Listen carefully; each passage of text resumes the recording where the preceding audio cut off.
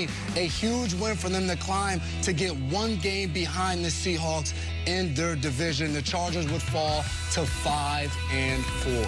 One game behind the Seahawks, who are coming back to the United States from Germany, just like we are, stateside. Good Morning Football presented by Old Trapper Beef Jerky. We are here. We are live in New York City. It's Kyle Brandt. You just heard Jason. This is Peter. Garofolo mode engaged. Welcome, everybody. Mikey G. Let's go. Woo. We're back. Bucks, Seahawks on a bye week. You guys plowing right through. Very impressive. No days off, Mike. How's the old body clock right now, Peter? The body clock is hanging in there. No days off. That's what Belichick used to say. No rest for the wicked, man. Let's go. For the second straight year, the Bills in the game of the year. Let's find out how it went, guys. It is time for the lead block. Lead block. Let's do it. Vikings, Bills. Looks like a good one on paper. They both have good records. Oh, man, let's get right into this. Would he even play? Is it going to be case? No, he played. And apparently the injury was not a factor, but on a 4th and 2 late in the game with a Bills 10-point lead, they decided to go for the touchdown. They did not want to take the field goal, and he looks, and he's intercepted. That's Patrick Peterson, who's been having a week, a month. He's having a moment. This would not be the last moment for him. Allen gets in on the tackle and then goes face down afterwards. About is he hurt? Kind of just banged up. But so much more action left to go. So Cousins now, on a 4th and 18, down 4, you need to have it. Just chuck it up to Jefferson, and it's intercepted. No, he caught it. The catch of the decade. Take on Peter. What do you think? If you knock it down, the game's over. No. Knock it down, big fella. Knock it down. But no, let's not take anything away. 18 is unbelievable. 18 is unbelievable. But hold on, though. 4th and goal. Sneak for Cousins. They stuffed him. You just don't see that very much. It was a classic stuff on the goal line. Cousins does not get in, so the game is over. All the Bills have to do is down the ball. But remember, it's 1-inch out. So Josh Allen, the next play, guys, he fumbled. It's the miracle at the middle. He fumbled. Not only did he fumble, the Vikings recovered for a touchdown. It is wild. This was an outrageous football game. He saw the snap go right off his hands. We'll get into it later, but he fumbles. They recover. But hold on a second. There's still time left in regulation. So Josh Allen gets the ball back. Down 30-27. He goes to Gabe Davis. I'm telling you, the game is insane. And he catches it. Or does he? Jason McCourty, your thoughts right here. My goodness, he did not catch it. How do they not review this play? It cannot be a coach's challenge. They have to go to New York and review it. They chose not to. He did not catch that ball.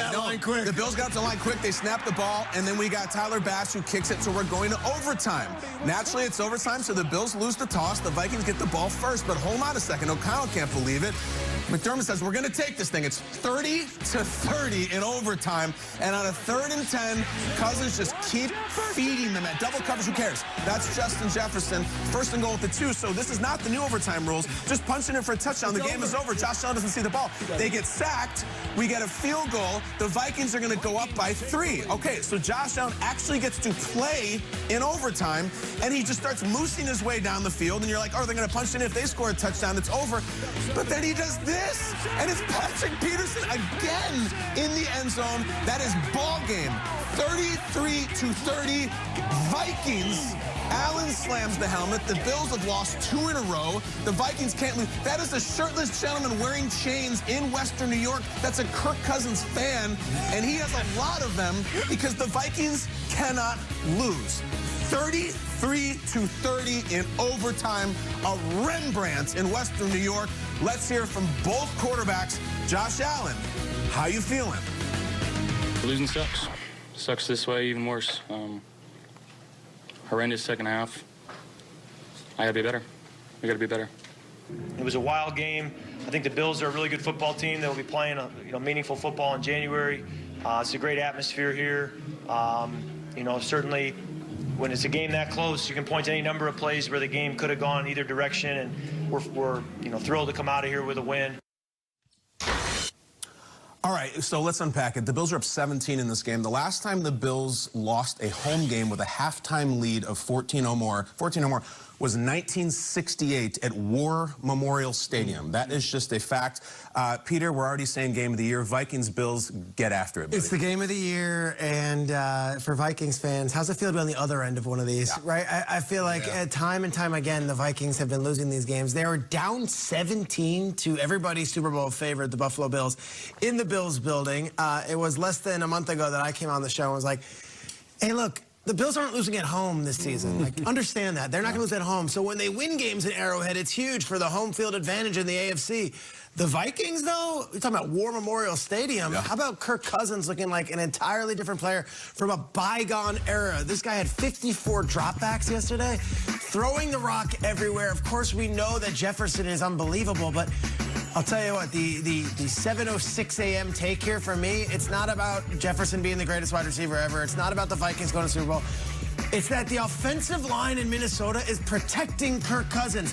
For one play, Von Miller got in there, and it was like, all right, that's why they signed Von. Other than that, Cousins was virtually untouched for most of the game, and we're talking about a lot of guys who were on that offensive line last year that was so porous. This Vikings team is built different from top to bottom. But that offensive line protected him. Cousins had time to work and operate. And gosh, if there's a big game at 1 p.m., I want Kirk. Hey, 1 p.m. Kirk. Mr. 1 o'clock. Mr. 1 o'clock. I will take him.